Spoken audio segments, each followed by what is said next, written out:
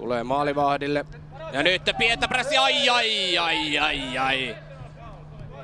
Nyt oli kyllä ikävän näköinen virhe. Näyttää muuten ihan Jokki Vuorolalta.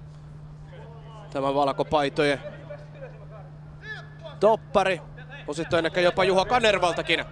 No, nyt on joka tapauksessa sitten kotijoukkueen paikka. 2-0 lukemat siis valkopaidoille ja Suonio itse sinne pallon taakse ja laukuu kovaa! Mikä maali! Broileri Suonio tuo sinivalkoisen ryhmän peliin mukaan. Nyt oli kaunis maali. Juuri tällaisia maaleja ollaan tältä joukkueelta tämän kauden aikana ja viime kauden aikana nähty. Kauniita maaleja. Numerot nyt siis 1-2, mutta kauniit maalit 1-0 ja nehän loppujen lopuksi ratkaisevat.